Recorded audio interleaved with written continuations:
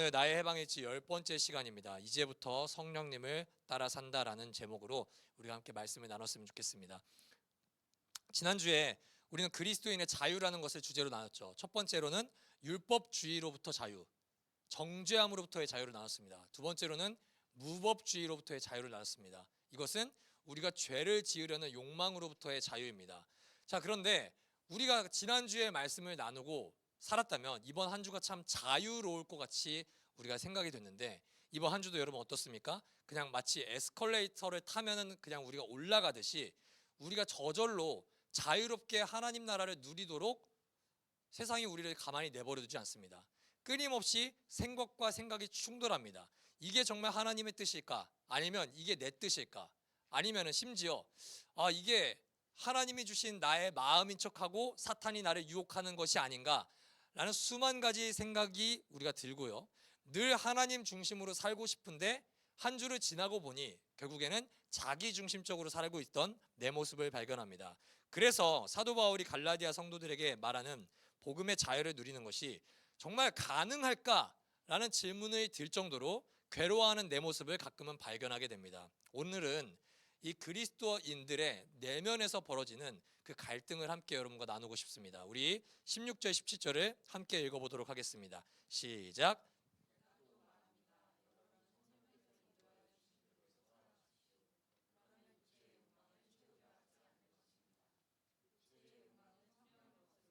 성령이 바라시는 것은 육체를 거스릅니다. 이 둘이 서로 적대 관계에 있으므로 여러분은 자기가 원하는 일을 할 수 없게 됩니다. 자, 여기서 육체의 욕망이라고 바울이 쓰여 있는데 여러분들의 개역개정 성경에 뭐 육체의 일, 소욕, 또 다른 바울의 서신 가운데는 지체, 뭐 육체, 육신이라고 쓰여 있어요. 이거는 그냥 우리 몸 바디의 개념이 아닙니다. 사도 바울은 이 육체, 육신, 지체라는 단어를 폭넓게 사용하는데, 이 단어는 우리의 몸을 의미하는 게 아니라 이 육체라는 단어는 인간의 죄악된 본성을 은유적으로 바울이 표현한 겁니다. 더 나아가서 우리가 죄를 갈망하는 마음을 바울은 육체라고 표현해요. 근데 여기서 제가 여러분들께 이 육체는 죄를 갈망하는 마음이에요 라고 이야기하면 여러분들은 뭐부터 생각하시냐면은 죄, 그래, 뭐 음란물 보는 거, 뭐 음란한 거, 술 마시는 거, 이런 것만 생각하는데 그게 아니에요. 세가족 교육을 할 때 제가 늘 여러분들께 말씀을 드리는데, 죄는 그런 막 우리 대한민국 헌법을 어기는 그런 게 아니라 자기 중심입니다. 그러니까 죄라는 것은 내가 하나님의 통치를 벗어나는 것을 죄라고 해요. 성경이 말하는 죄는 하나님 중심으로 살아가기로 이제 하나님께서 속성을 부여한 인간이 그것을 벗어나서 자신이 원하는 대로, 하나님이 디자인한 대로가 아니라 자신이 계획하고 자신이 원하고 자신이 갈망하는 대로 살아가는 사람을 죄인이라고 이야기합니다. 자, 그래서 이 육체의 정욕에, 육체의 욕망에 우리가 따라서 살아간다는 것은 하나님의 말씀을 벗어나고 성령의 인도하심을 벗어난다고 바울이 은유적으로 표현한 겁니다. 자, 그렇다면 성령은 어떻습니까? 여러분, 제가 최근에 성령이 가장 중요하게 하시는 일이 뭐라고 했는지 기억하세요? 성령이 하시는 가장 중요한 일, 성령이 하시는 가장 중요한 일은, 다시 말씀드리지만, 그리스도를 증거하는 일입니다. 성령님께서 하시는 가장 주된 역할은, 그리고 주된 목적은 예수 그리스도를 우리에게 증거하는 일입니다. 그렇기 때문에 성령을 따라 살아간다는 것은 그냥 막 뭐 방언하고 이런 개념이 아니라 우리의 삶이 하나님의 말씀대로 그 통치를 받고 그리스도를 닮아 살아간다는 것을 의미합니다. 성령님은요, 철저히 우리를 우리 마음대로 살아가게 두시지 않습니다. 그리스도를 닮게 하시고 하나님의 말씀을 순종하는 삶을 살게 하도록 우리 안에서 끊임없이 탄식하고 우리를 결국에는 그 영역에 이르게까지 인도하시는 영이세요. 우리가 그리스도인이 되기 전에는 죄성만이 우리 안에 있습니다. 성령이 우리 안에 내주하시기 전까지는 우리 마음 가운데 어떠한 거리낌도 없습니다. 예배를 안 드려도 상관없고, 술을 마셔도 상관없고, 거짓말을 해도 상관없고, 사기를 치든 뭘 하든 우리 마음에 갈등이 없어요. 그냥 편합니다. 그런데 이제 우리가 예수 그리스도를 믿음으로, 그분을 영접함으로 우리가 그분을 우리 안에 초대하는 순간, 신학적인 표현을 빌리자면 우리가 그분을 주인으로 영접하는 순간 우리 안에 어떤 현상이 일어나냐면은 우리 영혼 가운데 성령님이라는 분이 내주하시게 됩니다. 다시요. 우리가 예수 그리스도를 주님으로 고백하고 진짜 그냥 입술로만이 아니라 이분을 나의 모든 전 인격의 주인으로 영접하는 순간 무슨 일이 일어나냐면은 우리의 영혼 가운데 새 영을 창조하시는 성령님께서 마치 이곳이 집처럼 이 안에 거주하십니다. 그래서 고린도전서 6장 19절은 바울이 이렇게 표현합니다. 여러분의 몸은 여러분 안에 계신 성령의 성전이라는 것을 알지 못합니까? 여러분은 성령을 하나님으로부터 받아서 모시고 있습니다. 여러분은 여러분 자신의 것이 아닙니다. 아멘. 이제 우리 영혼 안에 원래 우리가 지니고 있었던 내가 주인 되고 싶었던 나의 마음과 그리고 그리스도를 주인으로 고백하게끔 우리를 인도하시는 성령님께서 공존한다는 거예요. 다시요. 원래 우리가 예수 그리스도를 믿기 전에는 내가 주인 되고 싶은 마음만 가득 찼습니다. 그 마음 외에 다른 마음이 없었습니다.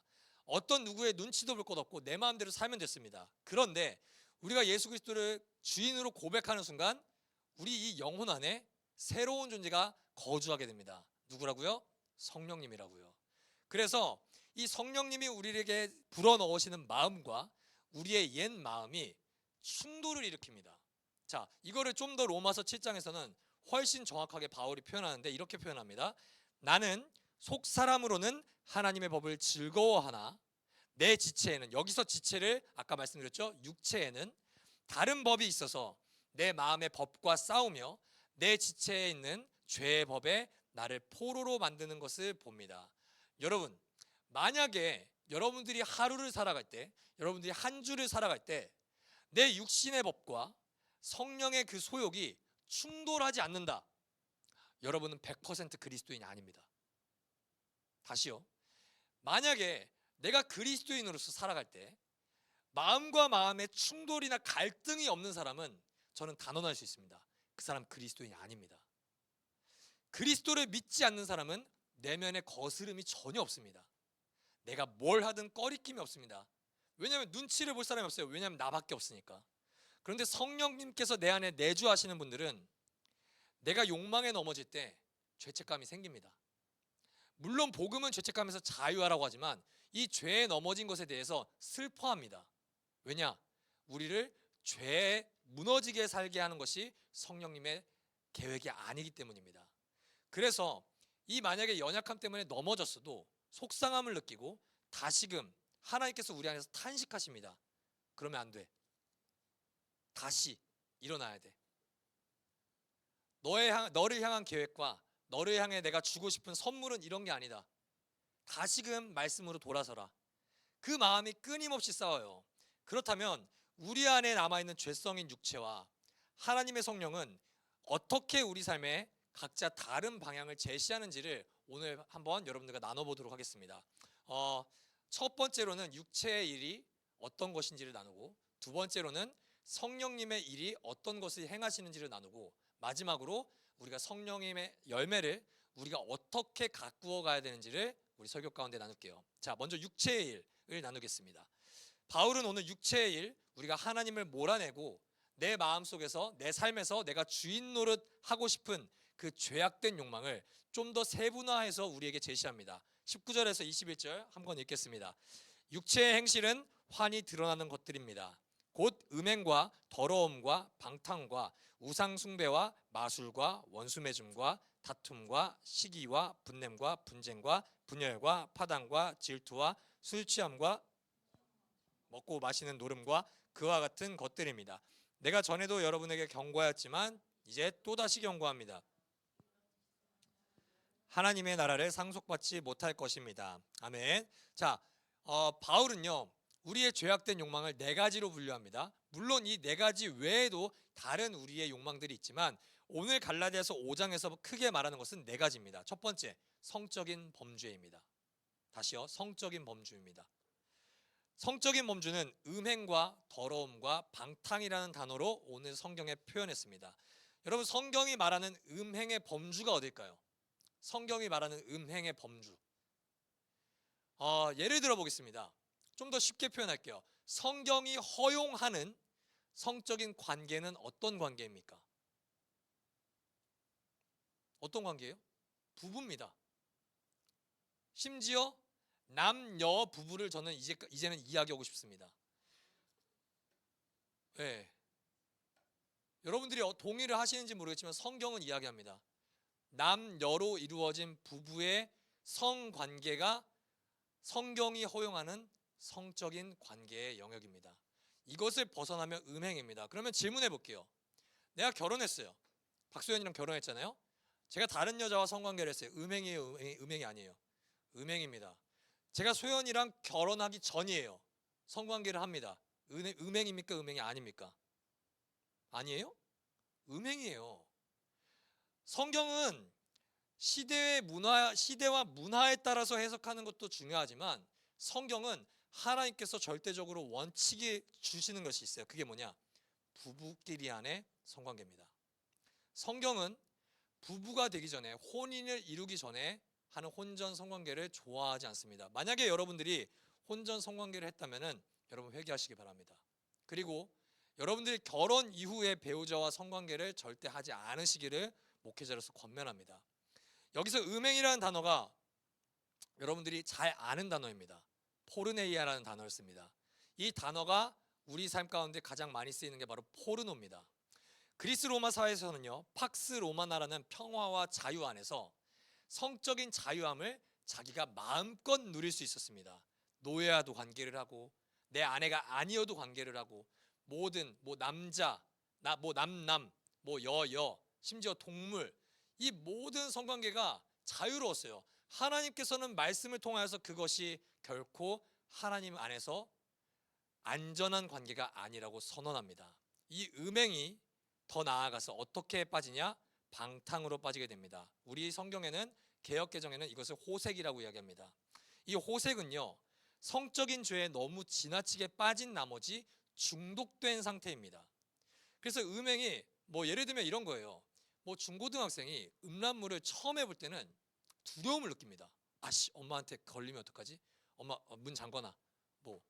바람을 피는 사람들도 처음에는 두려움을 느껴요. 근데 이것이 점점 습관화돼 가지고 중독이 되면 어떤 느낌이 우리에게 자리 잡고 있냐면은 무서움을 못 느낍니다. 두려움을 못 느껴요. 이게 정상화가 됩니다.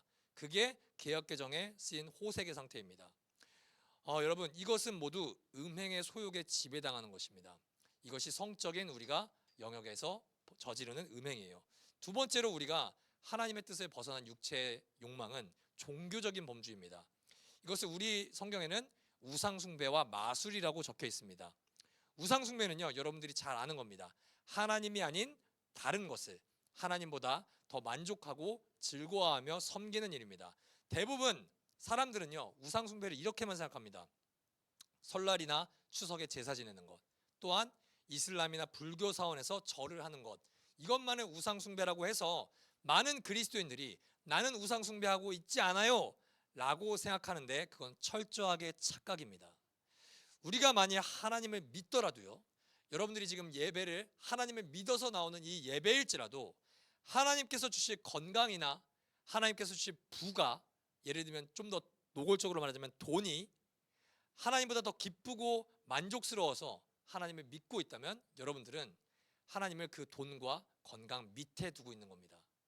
다시요, 우리가 하나님을 만약에 믿더라도요, 우리가 예배를 드린다고 하더라도요, 하나님의 목적과 하나님의 즐거움이 되는 것이 아니라 하나님을 수단화해서 내가 돈이나 건강을 얻고자 하는 것이 나의 삶의 주 목적이라면 그것은 하나님을 섬기는 것이 아닙니다. 그것은 하나님을 도구로 이용하는 것입니다. 그거를 우리는 네 글자로 우상숭배라고 이야기합니다. 우리의 욕망을 하나님이라는 도구를 통해서 섬기고 있는 거라는 거예요. 여기서 우상숭배는 다 아는데 개역개정에는 주술, 우리 세번역성경에는 마술이라고 표현된 단어는 어떤 것이냐면은 하나님의 주권과 통치를 신뢰하지 않는 모든 행동과 마음입니다. 우리는 이것에서 자유롭다고 생각합니다. 왜냐하면 우리는 마술을 하거나 주술적인 그런 신비적인 걸 하지 않기 때문입니다. 그런데 팀 켈러 목사님은 이것을 어떻게 표현하냐면은 여러분들이 점을 치는 행동, 타로점을 보는 행동, 더 나아가서 어찌 보면 우리가 로또를 사는 행동, 복권을 사는 행동마저 이 마술적인 거나 주술적인 거에 포함된다고 이야기를 합니다. 왜냐?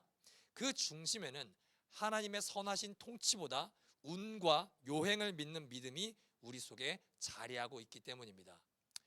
세 번째는요, 인간관계 영역에서 우리가 육체를 따라 살아가는 것입니다. 육체의 본성이 어떻게 관계를 파괴하는지를 보여주는 것이 이 세 번째인데요.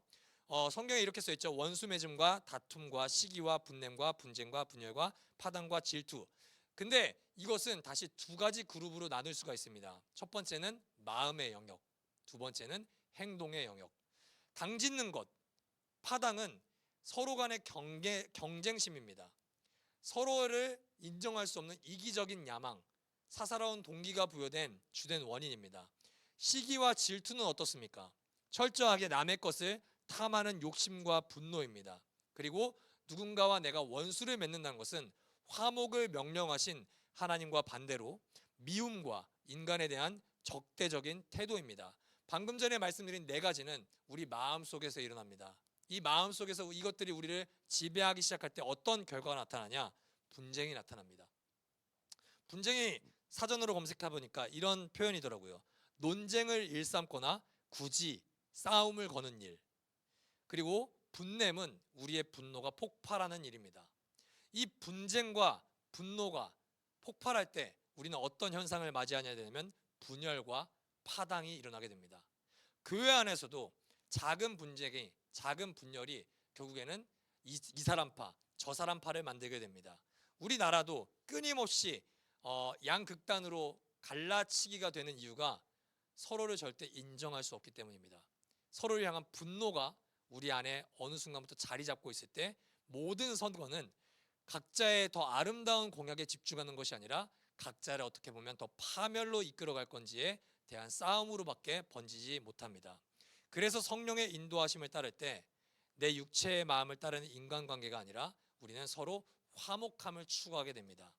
대신에 육체의 소욕을 따르는 인간관계는 언제나 사람과 나 사이에 벽을 세웁니다. 사람과 나 사이에 항상 분노가 자리하고 있습니다.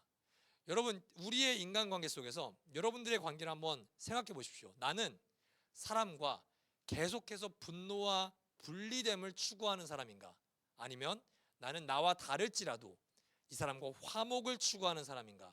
이거를 한번 이번 한 주 가운데 한번 점검해 봤으면 좋겠습니다. 그리고 마지막으로는 무절제의 범주입니다. 우리 성경에는 이것을 술 취함과 그리고 방탕함이라고 이야기합니다. 성경은요, 제가 거듭 말씀드리겠습니다. 성경은 절대로 술 자체를 정죄하지 않습니다. 대신에 성경은 언제나 모든 구절이 술 취함을 정죄합니다. 왜냐? 술에 취하는 순간 성령님의 지배와 통치를 받아야 할 우리는 이성을 잃어버리기 때문입니다. 그래서 저는요, 우리 성도님들이니까 제가 권면을 하고 싶은 거는 술을 멀리 하십시오. 목사님, 저는 술 취하지 않을 자신이 있습니다. 저는 강호동보다 술을 잘 마십니다. 이런 사람이랄수록 더 위험한 사람인 것 같아요. 왜냐? 우리는 술을 다스릴 능력이 우리 안에 없기 때문입니다. 여러분, 술에 취하는 기쁨을 즐기고 싶은 마음이 있는 분들에게 저는 한결같이 이 질문을 역으로 드리고 싶습니다. 여러분은 성령에 취하고 싶은 마음을 마지막으로 가져본 적이 언제이십니까? 성경은 우리에게 술 취함을 권면하는 것이 아니라 성령의 취함을 권면하는데, 여러분들이 교회를 다니면서 여러분들이 일상생활에서 그리스도인으로 살아가면서 내가 정말 성령의 충만함에 취하고 싶다는 갈망을 느껴보신 적이 여러분들은 언제십니까? 저는 간절히 소망하기는 우리 안에 그 갈망이 매일매일 샘솟기를 간절히 소망합니다. 술만 우리를 무절제로 지배한다고 생각하면 여러분 착각입니다. 넷플릭스, SNS, 쇼핑, 게임, 취미, 이 모든 것들이 하나님보다 우리에게 더 큰 기쁨을 가져다 주는 순간 우리는 무절제함에 빠지게 됩니다. 저도 마찬가지입니다. 여러분, 제가 성경만 읽을 거라고 생각하시는 분 아무도 없으시죠? 저도 자기 전에는 그토록 자기 전에 핸드폰 하는 것이 안 좋다고 수많은 전문가들이 이야기해도 저도 자기 전에 오늘 어떤 옷이 올라와 있는지를 보고 잡니다. 제가 너무 한심해 보이십니까? 네. 왜냐하면 저도 설교자가 늘 여러분들의 실상만 파헤치는 것은 딱히 와닿지가 않아요. 내 내면에 있는 것을 공유해야지 여러분들도 여러분들의 내면을 점검할 수가 있습니다. 저 또한 게임은 안 할 뿐이지 SNS를 굉장히 많이 합니다. 저 또한 여러분보다 술을 안 마실 뿐이지 쇼핑을 많이 합니다. 이것이 저에게 절제가 되지 않는 순간 저는 방탕함에 반드시 빠지게 되어 있습니다. 바울은요, 이 모든 네 가지 영역을 일삼는 자들이 어떻게 된다고 이야기하죠? 하나님의 나라를 유업으로 받지 못한다, 상속받지 못한다고 경고합니다. 여러분, 이거를 굉장히 많은 목사님들이 공포감을 심어주면서 이야기합니다. 오늘 술 마셨어요? 지난주에도 마셨잖아요. 예수 믿는 것 같지 않은데 아직 구원 못 받았구만. 진짜 넷플릭스는 정주행하면서 성경은 정주행하지 않아요? 아직 거듭나지 못했구만. 이렇게 두려움을 주는 분들이 굉장히 많은데요, 이 말은요, 이따금씩 한 주에 한두 번 넘어지고 회개하는 사람을 이야기하는 것이 아니라 이거를 정말 매일매일 1분 1초도 빠짐없이 상습적으로 실천하는 사람이에요. 자, 이것을 다투려는 마음조차 가지지 않고 우리의 죄성을 탐닉하는 사람은 예수님의 구원과 성령의 새롭게 하심을 받지 못했다는 증거입니다. 다른 말로 여러분들이 이런 상황에 빠졌어도 내 마음 가운데 계속 뭔가 싸우려는 마음이 있다, 갈등이 있다, 여러분, 그것은 100% 여러분들이 구원받은 그리스도인이라는 증거라고 저는 설교하고 싶어요. 목사님들마다 견해가 다를 수 있어요. 그러나 성경은 증언합니다. 우리 안에 계시는 성령이 우리를 그리스도를 닮아가기 위해서 끊임없이 탄식하고 갈등하게 한다고요. 지난주에 여러분들이 술을 5잔 마셨어요. 오늘은 한 잔도 안 마셨어요. 그런다고 해서 갈등이 사라지지 않아요. 성령께서는 우리를 더욱더 거룩하게 변화시키기 위해서 오늘보다 더, 오늘보다 내일 더, 내일보다는 내일 모레 더 우리 안에서 끊임없는 갈등을 유도하신다고 성경은 이야기하고 있어요. 바울은요, 이 이야기를 하는 것이 뭐냐면은 여러분들의 구원의 확신을 잃어버리게 하려고 하는 것이 절대 아닙니다. 다시요, 우리 안에 있는 구원의 확신을 허물고 싶어서 당신 하나님의 나라를 상속받지 못할 거야 라고 이야기하는 게 아니에요.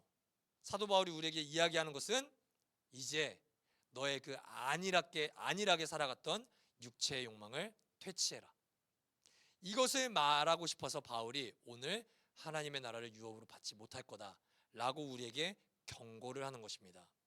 성령님의 인도하심을 따라 살면요, 우리는 육체의 욕망과 반드시 싸우게 되어 있습니다.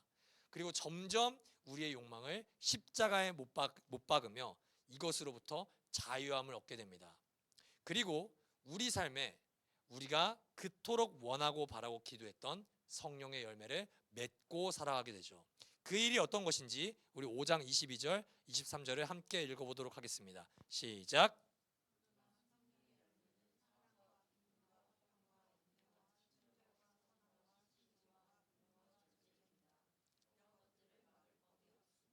사실 제가 교회를 개척하고 성도님들이 더 쉽게 성경을 읽는 걸 원해서 세번역 성경을 쓰는데 이럴 때 참 난감해요. 왜냐하면 제가 암송한 구절이 달라지기 때문이에요.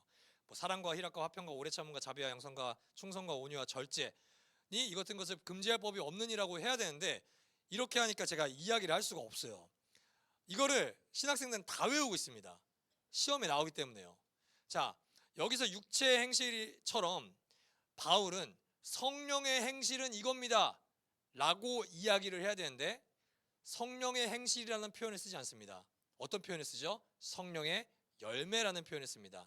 이것은 사도 바울이 우리에게 의도적으로 말하는 은유법입니다. 자, 열매의 특징이 있습니다. 첫 번째, 열매는 눈에 보이지 않는 미세한 과정으로 성장합니다. 다시요, 열매는 우리가 생각했을 때 우리가 먹는 사과를 예를 들면은, 자, 오늘 내가 사과를 심습니다. 사과나무를 심어요. 내일 사과나무가 생겼네. 그리고 내일 모레 사과가 우리가 먹는 사과처럼 딱 열매가 맺어진다. 그렇게 생기지 않습니다. 씨를 뿌리고 줄기와 나무가 자라나고 그리고 그 나무에서도 잎사귀가 맺히고 결국에는 열매가 조금씩 커져가고 그리고 햇볕과 때로는 비를 맞으며 열매가 우리가 먹는 열매까지 천천히 성장합니다. 우리도 마찬가지입니다. 우리가 이 설교 듣고 여러분 내일 제가 장담할게요. 내일 여러분 똑같아요. 재수 없죠? 저도 똑같습니다. 내일 여러분 똑같다고요. 갑자기 아씨 오늘부터 무조건 거룩이다. 다 뒤졌다. 이렇게 안 변해요, 여러분. 안 변한다고요. 우리 갑자기 무슨 초사이언처럼 확 변하지 않아요. 버섯 먹으면 마리오가 커지는 것처럼 우리의 믿음이 급성장하지 않는다고요. 우리가 어떻게 변한다고요? 정말 서서히 변합니다. 이것 때문에 교회 안에서 성도님들이 많이 시험 드는 거예요. 아, 쟤 진짜 더럽게 안 변한다. 인간이 변하는 거 아니야 라고 여러분도 저한테 맨날 얘기하잖아요. 그러나 하나님의 성령이 거하는 사람은 저는 단언합니다. 반드시 변합니다. 그런데 어떻게 변하냐? 나의 계획과 생각대로 변하지 않습니다. 천천히 변합니다. 서서히 변합니다. 우리도 마찬가지 아닙니까?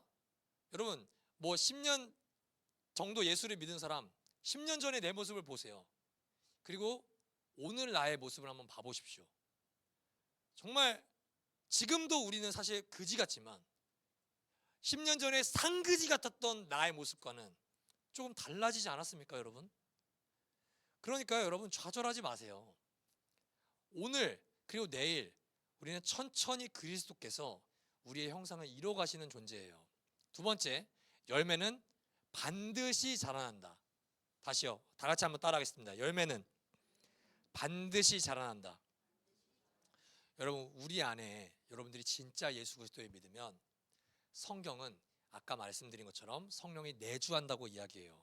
이 성령은요 굉장히 그냥 뭐 힘을 잃거나 약해지거나 이런 분이 아니에요. 성령은 삼위 하나님의 한 위격이에요. 그렇기 때문에 성령의 열매는 우리 연약함을 뚫고 맺게 합니다.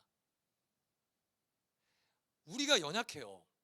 나의 말투, 나의 행동, 나의 인격, 이 모든 것이 굉장히 연약한데 이것을 우리의 연약함 때문에 성령이 열매를 못 맺지 않으세요. 아, 목사님, 저는 포기하세요. 저는 글렀어요. 이렇게 말씀하시면 안 돼요. 왜냐? 하나님께서 내가 나를 포기하려고 하는 것보다 더 나를 사랑하셔서 우리를 포기하지 않으시고 결국에는 하나님의 형상을 우리 안에서 완수하시기 때문입니다. 여러분 이것을 믿으십시오. 내 연약함을 믿지 마시고 나의 넘어짐을 믿지 마시고 일으키실 성령 하나님을 기대하면서 그 성령 하나님을 의지하십시오. 사도 바울은요 성령의 열매를 열거하면서 마지막에 무슨 문장을 이야기합니까? 이런 것을 막을 법이 없느니라. 우리 안에 내주하시는 성령이 우리 안에서 열매를 맺지 못하게끔 만들 수가 없다는 말입니다. 그러니까 여러분 기뻐하십시오. 내가 넘어졌어도 다시 나를 일으킬 성령을 소망하십시오.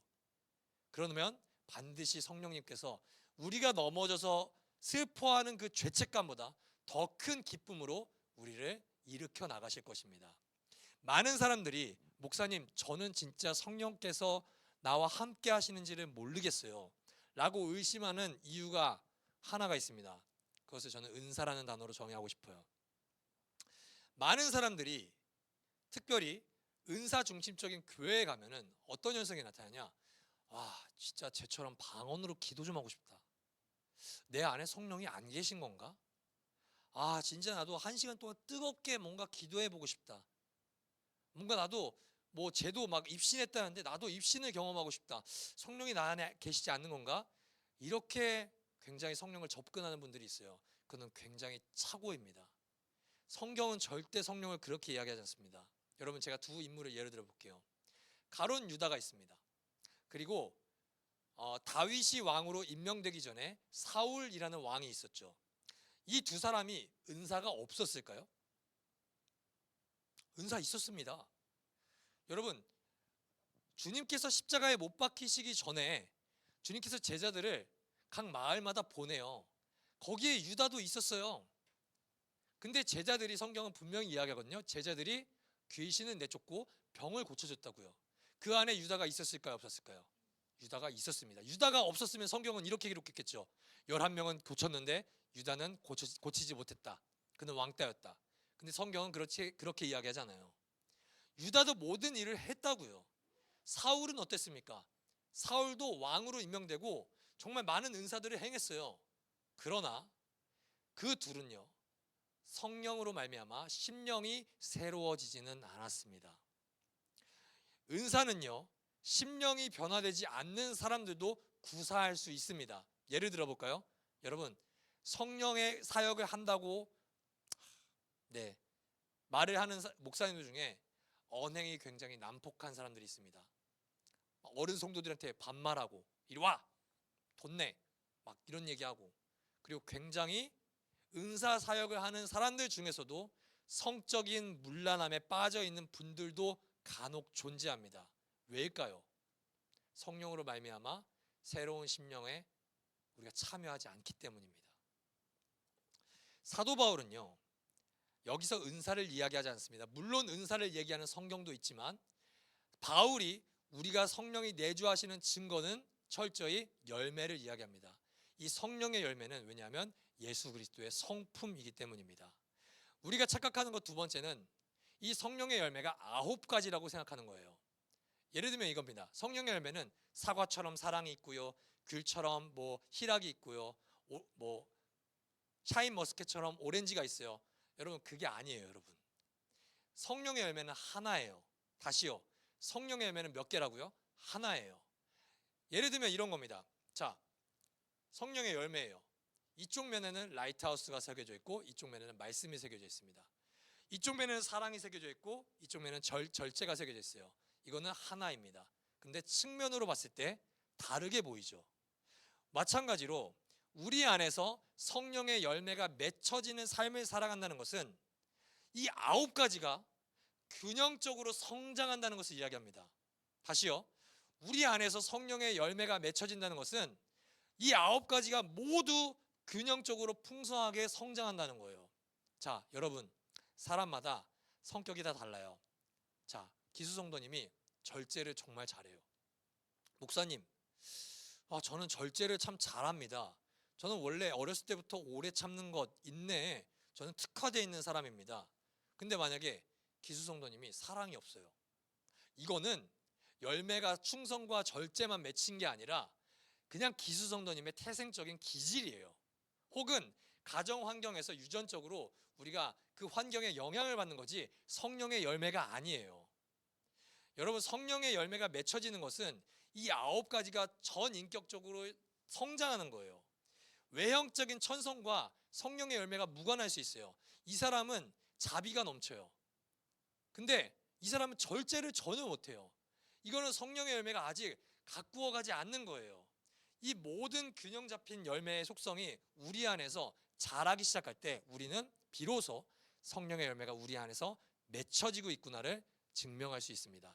그런데 이 9가지 이 모든 속성을 이 설교 1시간에 다 다룰 수 없지만 딱 한 가지만 여러분에게 이야기하고 싶습니다. 그것은 뭐냐? 사랑입니다. 이 모든 9가지 열매는 사랑으로부터 모든 것이 시작됩니다. 성령은 우리 안에서 끊임없이 어떤 것을 증거하냐면 그리스도를 증거하는데 그 그리스도의 사랑을 증거합니다. 그분께 한량없는 사랑을 받았기에 우리는 하나님을 사랑하고 이웃을 사랑합니다. 우리는 삶이 공고할 때가 너무나도 많습니다. 그런데 우리에게 주신 그 사랑으로 말미암아 우리는 신기하게 기뻐할 수 있습니다. 개역개정 성경에는 이것을 희락이라고 표현하죠. 돈이 없는데, 남자친구 여자친구가 없는데, 내 인생을 남들이 봤을 땐 전혀 기뻐할 것이 없는데 우리는 그리스도의 사랑으로 말미암아 기뻐할 수 있습니다. 그 사랑 때문에 우리는 불안과 염려를 몰아내고 화평을 할 수가 있습니다. 그 사랑 때문에 우리는 인내할 수가 있고요, 남을 섬길 수가 있고요, 충성할 수가 있습니다. 그 사랑이 있기에 우리는 우리에게 유익한 일이 아니라 하나님께 유익한 일을 선택할 수가 있습니다. 마지막으로 그 사랑을 우리가 붙잡고 살아가기에 우리는 그 하나님께 유익하고 이웃에게 유익한 일을 위하여 우리의 충동과 우리의 욕구를 절제할 수 있습니다. 사랑하는 여러분, 하나님의 사랑 안에서 이 열매가 맺어지는 사람은 어떤 현상이 발생하냐면 주변의 사람들이 우리에게 매력을 느끼기 시작합니다. 열매는요. 열매를 떠올리면 여러분 이 열매라는 단어를 떠올렸을 때 저는 이 단어를 여러분들이 떠올리시기를 소망해요. 바로 달콤함입니다.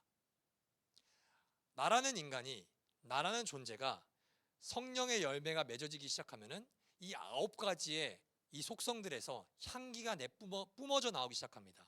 사랑, 기쁨, 자비, 오래 참음, 인내, 충성, 온유, 절제, 이 모든 향기가 나오기 시작하면요, 사람들이 우리를 가까이 하고 싶어 합니다.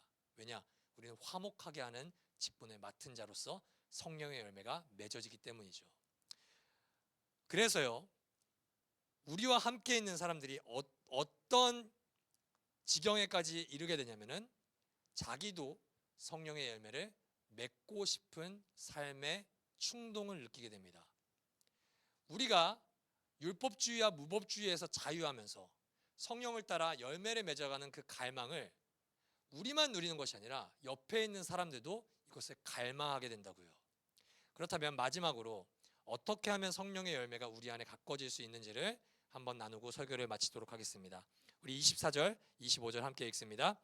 그리스도 예수께 속한 사람은 정욕과 욕망과 함께 자기의 육체를 십자가에 못 박았습니다. 우리가 성령으로 삶을 얻었으니 우리는 성령이 인도해 주심을 따라 살아갑시다. 아멘. 우리는 예수님을 영접함으로 주님께 속하였고 우리의 모든 죄악은 예수님께서 2000년 전에 십자가에 못 박히심으로 같이 함께 못 박혔습니다. 이것을 정확히 표현하자면 우리 안에 있는 모든 죄의 세력이 치명적인 타격을 입었다는 말입니다. 바울은 로마서에서 그런 우리를 어떻게 표현하냐면은 이제 너희는 죄에 대하여 죽은 자다 라고 표현합니다. 사랑하는 여러분, 우리의 모든 죄는요 이미 십자가에 못 박혔습니다. 제가 제일 희한하게 생각하는 그리스도인이 이런 거예요. 목사님, 저는 덜 죽은 것 같아요. 이런 표현 들어보셨죠? 목사님, 저는 십자가에 지금 한 90% 정도 죽었기 때문에 나는 구원을 이루기 위해서 10% 정도의 노력이 필요할 것 같아요. 여러분, 그거는 절대 자신의 신분을 지금 모르고 하는 말입니다. 우리는 십자가에 완벽히 못 박혔습니다. 그런데 이 십자가에 매달린 사람은요 못 박힌 순간 바로 죽지 않습니다. 예수님께서도요 제9시부터 제6시까지 이 시간 동안 못 박혀 있었어요. 바로 죽지 않으세요. 그러니까 우리의 죄는 반드시 죽지만 우리의 육체가 죽을 때까지 이 죄는 우리 안에서 끊임없이 소리를 지릅니다. 그렇다면 우리가 이 죄에서 완벽하게 자유로워지는 순간이 언제입니까? 우리가 죽을 때죠. 죽으면 이제 죄를 지을 상황조차 생기지 않습니다. 죄를 지을 욕망조차 우리 안에 샘솟지 않습니다. 왜냐? 죽었으니까요.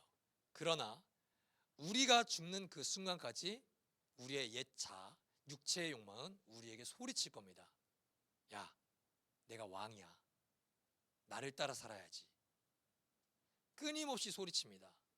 음란물에 눈과 몸을 맡기고 싶은 마음, 그리스도가 아닌 다른 우상을 경배하고 의지하고 싶은 마음, 내 욕심과 이기심, 나를 사랑하는 것, 나의 영광을 추구하는 것, 나 자신을 드러내고 싶어하고 증명받고 싶어하는 마음, 칭찬받고 인정받고 싶어하는 마음, 남을 미워하는 마음, 판단하는 마음, 비방하는 마음, 싫어하는 마음, 더 나아가서 남들보다 돈이 없으면 나를 열등감으로 빠져들게 하는 이 모든 마음들이 우리 안에서 우리에게 소리를 칠 겁니다.